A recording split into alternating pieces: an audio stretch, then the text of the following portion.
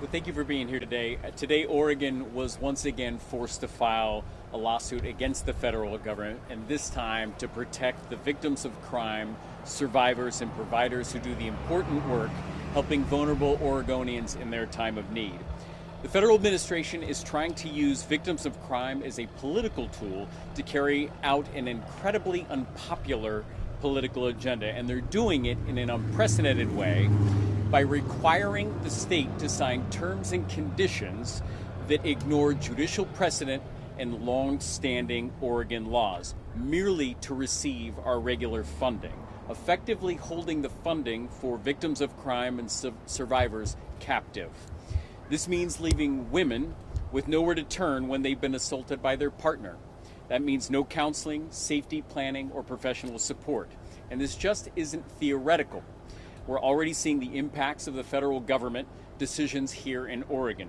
Last week, in Beaverton, a sexual assault resource center sent a notice of immediate emergency pause of all services due to this funding uncertainty.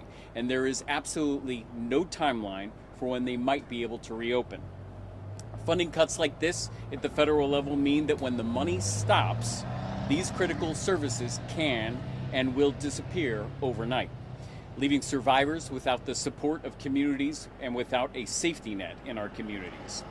And this lawsuit is about keeping shelters open for survivors of domestic violence who need a safe place to sleep at night, and making sure that we can keep the doors open of child advocacy centers throughout our state so that when something awful happens to a child, there are experts to provide safe services to get to the bottom of what happened and to provide counseling services to that child and those families in need.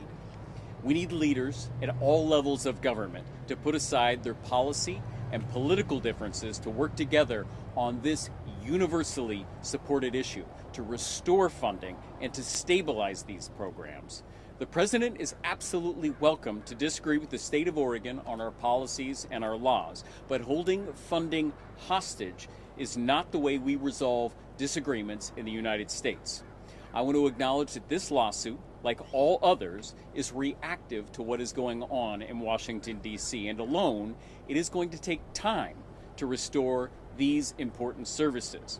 As a result, we as leaders of the state have an obligation to ask our state legislature to help step up and backfill these programs at a time, frankly, when funding for our state is limited. We'll be working in coalition to advocate for the funding needed to stabilize this work in community so that everyone has a place to turn to in a time of need. With that, I want to turn it over to the amazing district attorney from Clackamas County. He's laughing when I said amazing. I actually do think he's amazing. John Wentworth. Thank you, Attorney General Rayfield. Good afternoon. My name is John Wentworth. I'm the Clackamas County District Attorney. I'm also the president of the Oregon District Attorneys Association. And I'm not one who normally engages in hyperbole, so I want you to hear what I have to say. This is a fact. We're standing on the edge of a catastrophic failure of our duty to protect the most vulnerable people in our communities, victims of crime. A federally created funding crisis has landed on our doorstep, and if we don't act, the people we represent will pay the price.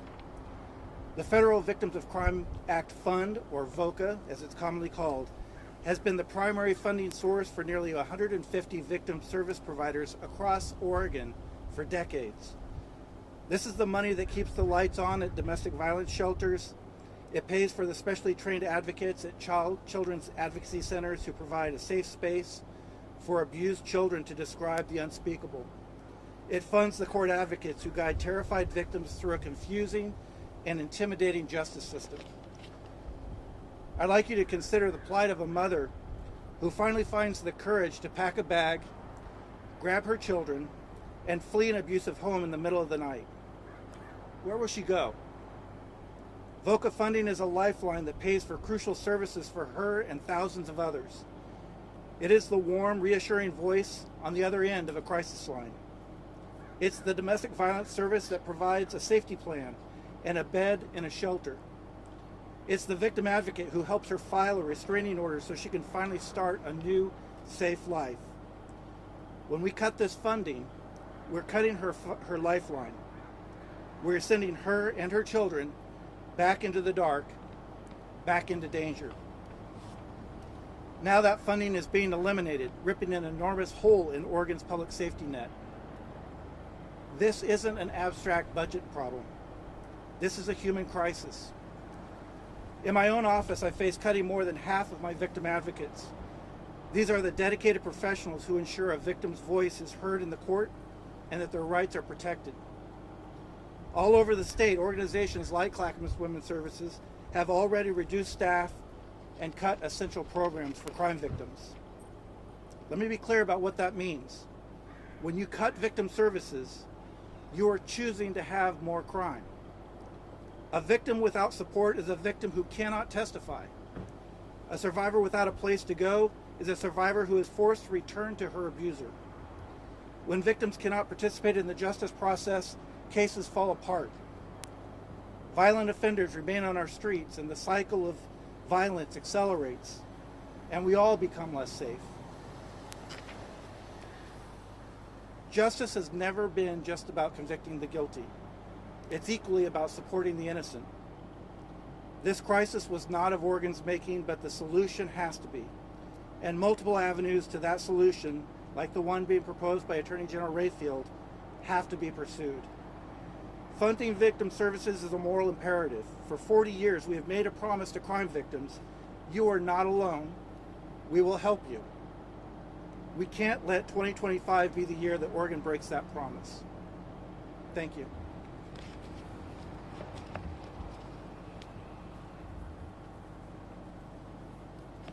Good afternoon. Thank you, Attorney General Rayfield, for this opportunity. My name is Melissa Earlbaum, and I'm the Executive Director of Clackamas Women's Services and a member program of the Alliance to End Gender-Based Violence. Over 25 years, I've worked in the field of victim services. We have made incredible progress, and it breaks my heart today to experience the destruction of our system of safety and care. Child abuse centers, domestic and sexual violence programs, and DA's offices come together to form an essential safety net that serves victims in every corner of Oregon, from rural towns to coastal communities to urban neighborhoods and frontier regions. Here in Clackamas, we have laid off staff, and we've already reduced services due to the 40% cuts in life-saving VOCA funding. And now, because we're unable to even access the reduced amount of VOCA funding, programs are forced to implement emergency pauses or close services entirely. Every day, CWS, with our partners at Safe Place Family Justice Center, welcome victims and their children who walk through our doors. They don't need an appointment. They don't need to know the right words to say. They need to come in, and they'll be met with a confidential advocate. Survivors can create a safety plan, learn how to file a police report, get a restraining order, or be connected to emergency shelter. Now imagine this. Imagine living with harm, violence, and abuse, gathering your children and leaving the only home you know, stepping into the unknown with little resources and support, and no idea where to turn. And we know that leaving is the most lethal and dangerous time. That's why when someone walks through our doors, we make sure they are met with compassion, resources, and hope. But today, we face the reality of future reductions. That means turning people away. That means delaying safety, and every delay can mean danger, it will erode trust, and it will cost lives. Survivors test the waters when they come to us, asking silently, "Can I trust you? Will you be here if I take this risk?" And if they reach out to us and find nothing, then what happens? This is not just about services. It's about life or death. It's about thriving communities. It's about whether a survivor and their children find safety or stays trapped in violence because help wasn't there. That's what's at stake. Thank you.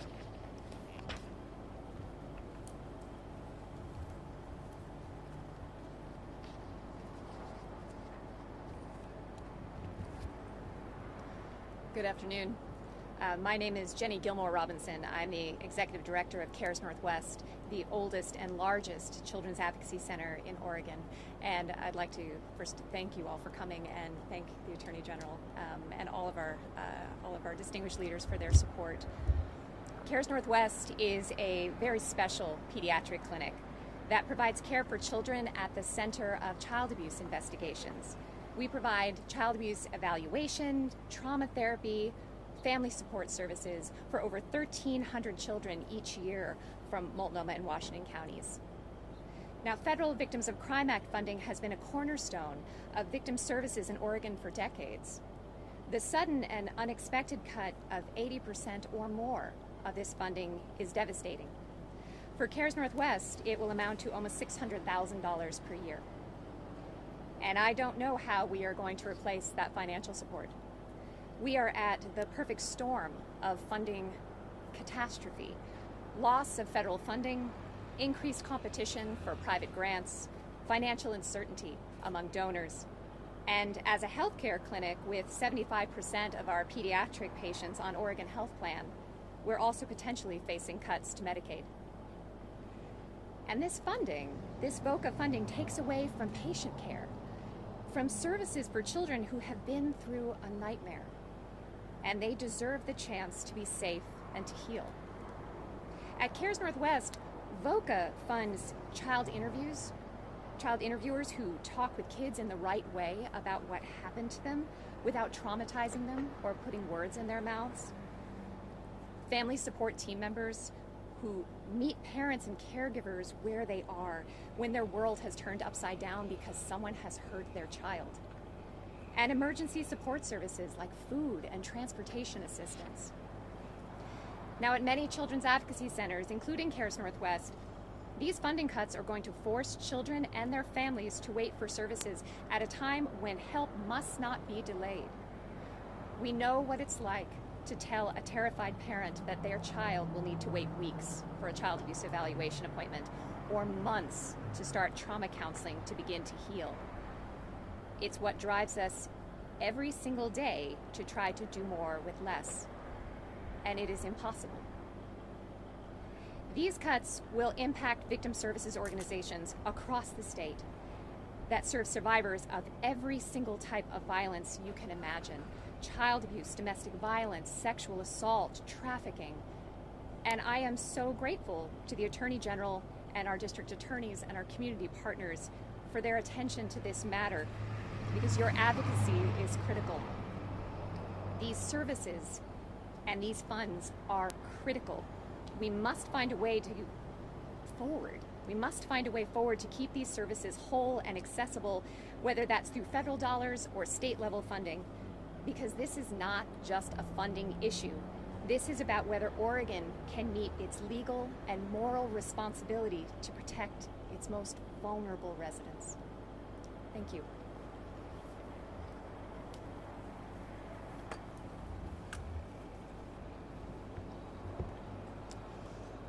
Good afternoon. My name is Kevin Barton. I'm the Washington County District Attorney, and I want to thank again Attorney General Rayfield for convening this important conversation about the issue in front of us. It's been said that the true measure of a society is how it treats its most vulnerable members. The loss of VOCA funding harms the most vulnerable members of our society who are victims of crime, and it harms the most vulnerable victims, children, those fleeing domestic violence, and those impacted by sexual assault. It harms them in a uniquely cruel way. When I think of this issue, I don't think of the theoretical, I think of the actual. I think of the hundreds or thousands of victims that come into my office lobby every year and come into office lobbies around the state to seek services from a district attorney, from a police department, from a nonprofit provider. I think in particular about the victims I've personally interacted with over the years.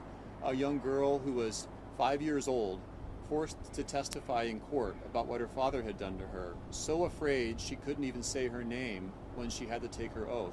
And it was a victim advocate and support from CARES Northwest that gave her the strength to be able to move forward and talk about what had happened to her so that a prosecutor like me could seek justice in court and ultimately protect her and her family and our community.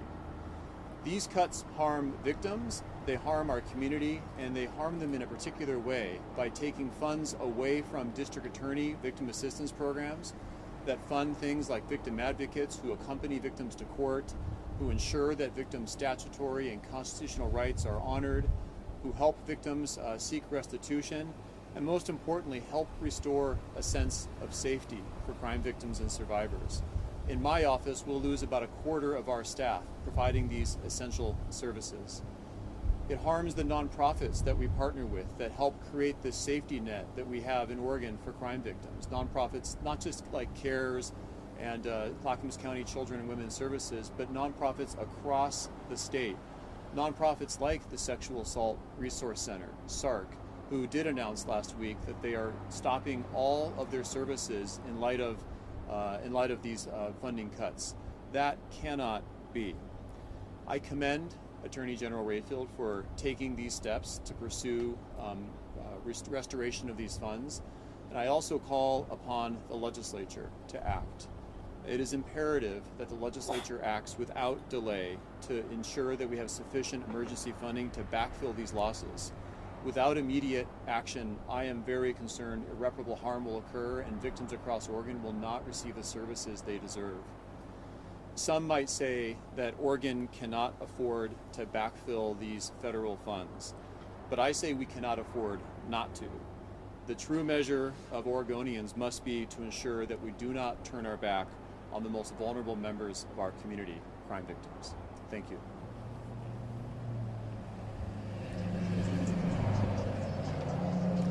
Again, I want to thank our leaders for being here today, and just want to point out again, as you just heard, these aren't just numbers on a page. This isn't just $18 million that we're not receiving as a state. These are families, these are children, these are individuals in our communities whose safety depends upon all of these services. We know that the federal government's chaos has only made it harder at the state level, and we have an obligation to ask the legislature to step in and backfill what's been cut. We realize it's an incredibly challenging time to be asking state lawmakers for funding, especially because of the chaos caused by the federal government. But the people who rely on these services, like those provided here at the Family Justice Center, absolutely cannot wait. With that, we're happy to take questions as we move through. And again, I'd invite everyone up here as well. I may not have all of the answers that you're looking for. So, yeah, please, in the back. So you guys talked about a few different issues. So I think initially you also discussed an initial funding decrease and then this one that had to do with sanctuary states. Can you explain the differences in those and also what acts were actually taking away this funding, like the specific, act or whatever it is? So this is the Victims of Crime Act, so what you'll hear is say VOCA funding that is being cut. And this is something in Oregon that we've traditionally funded victims of crime services, a whole host of services, child advocacy centers, that this funding trickles down into communities across the state. In fact, it's impacting rural communities disproportionately as the way it's happening, impacting the metro areas. So that is the funding that is being impacted. The federal government right now is adding unlawful or illegal terms and conditions to contracts, asking the state to sign those. And the terms and conditions that are unlawful are things that would violate judicial precedent and would violate our Oregon sanctuary status laws. And so they're putting us in using this Victims of Crime advocate as leverage to try and compel action in unlawful ways. And that is what the lawsuit is about, is to stop the federal government from doing this. The history and pattern of this is not new, and I mentioned federal judicial precedent. During the first Trump administration, there was a similar lawsuit that was filed, and this was on burn JAG grants and other public safety money that comes into all of our communities. This is the first time that they've ever tried to leverage victims of crime, so to be very clear there. But in that case, went forward very quickly, and in the Oregon Federal Circuit, we got a ruling very quickly that the federal government was not allowed to put similar terms and conditions on funding like this. The reason why is that Congress has allocated this money under a certain formula. And when Congress allocates money, the federal government or the executive branch must follow Congress's will. And by putting additional terms and conditions that were not authorized by Congress, they are in violation of the congressional intent and the formula funding. And that's why we were successful in the first round. You talked about a 40% reduction prior to this, though. Is that... So, and I'm want to make sure that I'm answering the question and make sure I'm understanding you. So there's what I consider two different separate issues. One is, how are we going to fund victims of crime here in Oregon just long term? And that is a partnership between the federal government and the state. Historically, what has happened, and this is irrespective of the lawsuit right now, you have seen the federal funding, and again, this is criminal fines coming in, has decreased over time. Throughout the years, even when I was in the legislature, the state of Oregon stepped up to backfill that decreased federal funding that wasn't coming in. And so that is one set of issues that we in Oregon have to look around, and the legislature has to make a decision. How do we want to fund when victims of crime services when the federal money is continuing to dry up or dwindle? And that's a priority. That is one conversation. The second conversation right now is just the regular funding that does come in from VOCA grants. And that's what we're talking about here today, is that funding has had the illegal terms and conditions that have been put on it, and that is what we're fighting in federal court. Please. AG Rayfield, if you could, you talked about asking the legislature to step up. What is the ask here? I mean, we're talking about potentially $15 million that the state now might not have access to. What is the ask?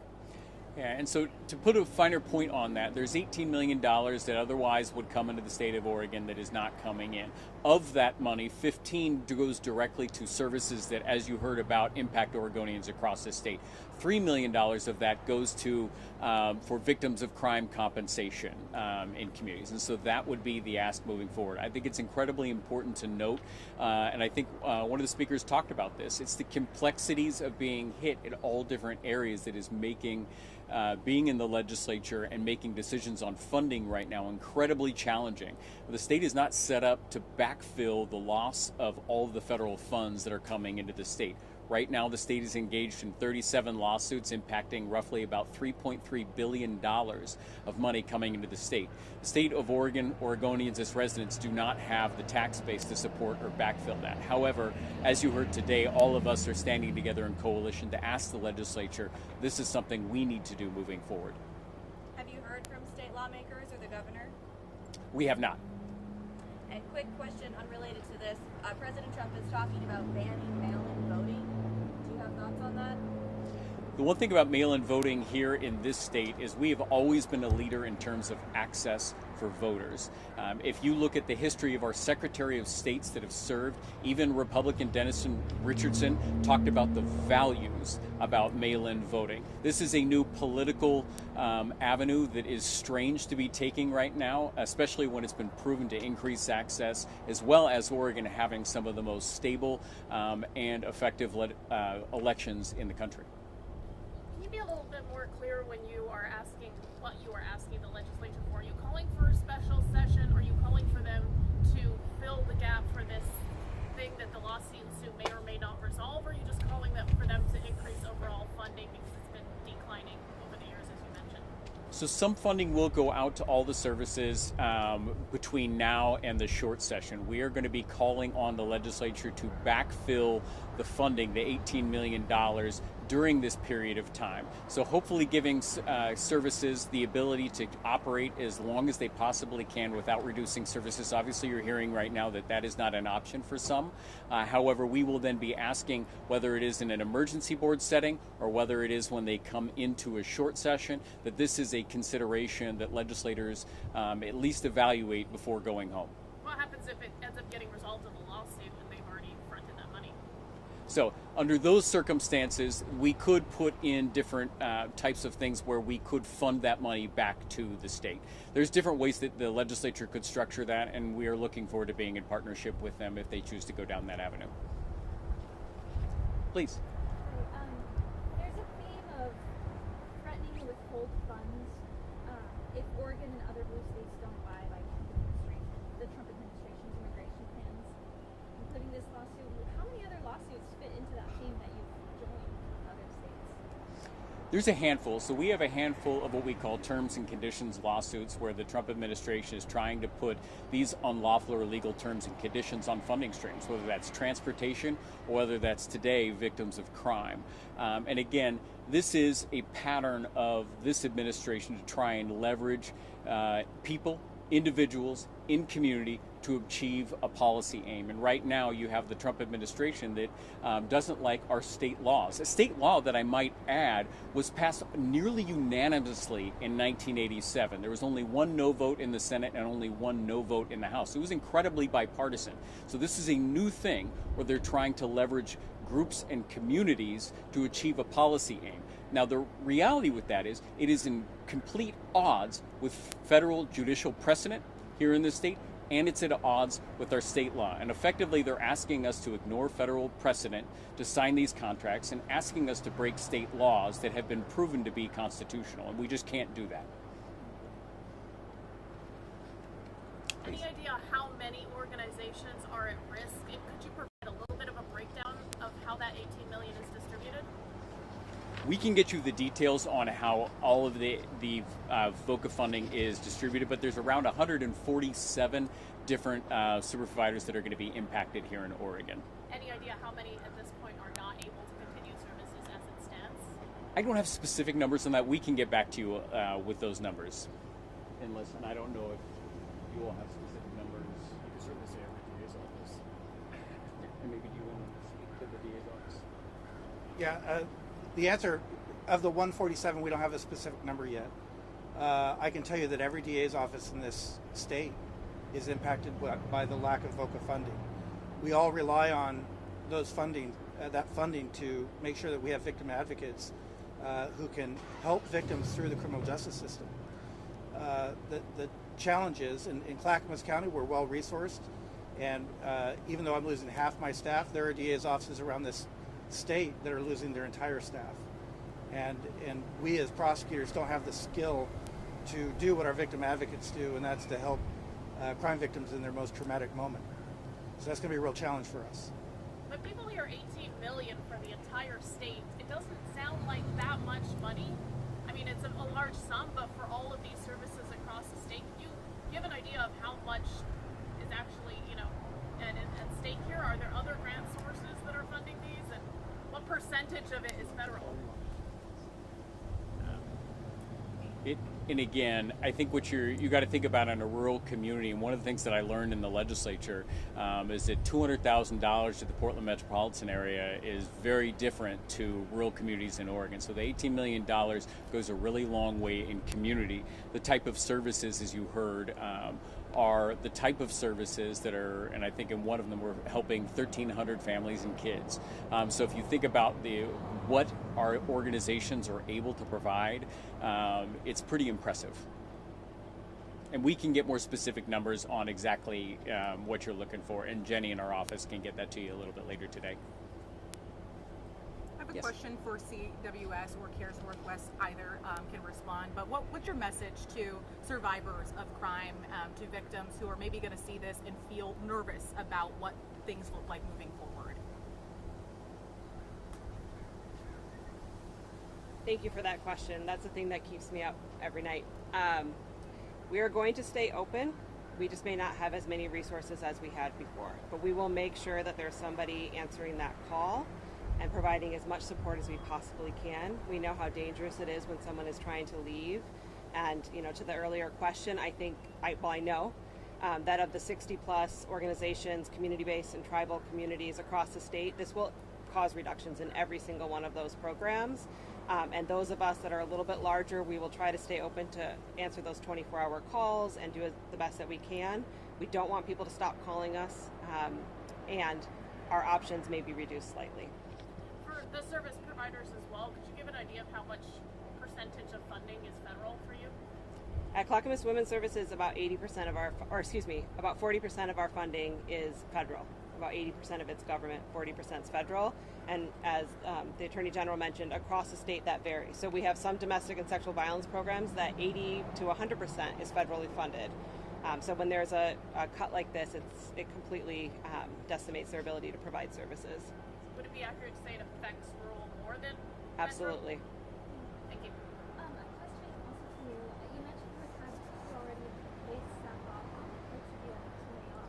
Yeah, so we had already gone through, because of reductions in VOCA and other state and federal funding, we had reduced staff by 23%. That's 17 positions at Clackamas Women's Services. mostly impacting our youth services and our ability to serve survivors walking in the Family Justice Center. And I'm losing track a little bit of the questions, but I wanted to echo what Melissa was saying as far as what we would tell our child abuse survivors, these incredibly brave children and youth, that if you can be brave enough to come forward, we will be there. We will be there to meet you where you are and to support you through this process. It may take longer. I think we can expect families to experience delays, but we will do our absolute best. Every case is important, and some are more time sensitive than others. We will get those cases in, and we will be there for these families. With regards to the question about how this is impacting children's advocacy centers, as Melissa said, with regards to our domestic violence and sexual assault organizations, it's the same with child abuse centers, in that every single one of us is going to be impacted by this, which means every single one of our communities and the children and families that we serve. At this point, I'm aware that at least 75% of all children's advocacy centers around the state have already begun to lay off or furlough staff or have plans to do so. I think the question also was what percentage does this represent? It's going to vary from Children's Advocacy Center to Children's Advocacy Center. For Cares Northwest, for example, we are the oldest and the largest, and we're quite fortunate, and it's taken quite a great deal of work for us to have a diverse source of revenue streams. And so Victims of Crime Act funding is 8% of our budget. Now that's still a real challenge to overcome. But for some of our smaller organizations, whether they are in more rural or frontier communities, or even those that are closer to metro areas, if that represents the majority of your funding, this means closing your doors, and that can't happen. What is the exact quid pro quo, and this is for the AG, that is brought into question with the changes in the contract? What is it that they're asking for specifically in exchange for this funding? Yeah, and this is a very common thing that is going on right now with the Trump administration, is trying to use and implement terminology that would require the state to violate federal precedent, comply, for instance, to give you a good example, violate our state laws or sanctuary status laws, where one could be even compelled to talk about anonymous homes where victims are being taken care of. So it's services that are really provided upon anonymity, and some of these spaces violate some of those tenets and how that could be done. But you're seeing this not just here with victims of crime. You're seeing these terms and conditions applied broadly, which is why you have all of the attorneys general in the Democratic space across the country banding together to file this lawsuit. And again, we've been successful in the past in similar lawsuits, and I expect us to be successful again. Here in the United States, we do not leverage victims of crime or other vulnerable communities to meet a political end. That just isn't something we do. When we have disagreements about policy or state law, there are ways to do that in court that doesn't impact or threaten the vital services that we provide to Oregonians. So this is incredibly unconscionable at this point in time. But it's also, like I said, these lawsuits are incredibly reactionary, right? We are reacting to something that the federal government is doing, trying to protect the essential services, which is why the essential component to this strategy also involves having the legislature work with us to make sure that this funding can continue while we are litigating this in court. Just to kind of turn that into layman terms and make sure I understand what you're saying. That's what my son tells me all the time. The wording would call on you to potentially release some undocumented immigrants that you're providing services to and their information to the federal government? Is that? No, it would require us to violate the sanctuary status law by signing these terms and conditions. So potentially disclose information through Oregon State Police? Like, what are the... Yeah, the terms are vague enough to where the way that they're trying to open the door could disclose a lot of anonymous and protected information in violation of our state law and, frankly, in violation of prior judicial precedent. Thank you. Yes. Kind of along that note, it's my understanding that the governor has until tomorrow to respond to U.S. Attorney General Camille Bondi about her threat to end Oregon's sanctuary law, or for Oregon to stop complying with its sanctuary laws. Are you in contact with the governor about what your response will be? What does that look like? Is that going to be another lawsuit? So So you would like me to disclose publicly in front of everyone what the governor and I are discussing as a response? I'm just playing with you. Yes. I'm totally playing. No, unfortunately, I'm not able to comment on that right now. Yeah, I'm just teasing. So, all right. Any other questions? And again, I think today should really be focused about the services that we're providing in community and the impact in the ground. So thank you for being here today. And again, thank you incredibly to our leaders and to the work that they do in community.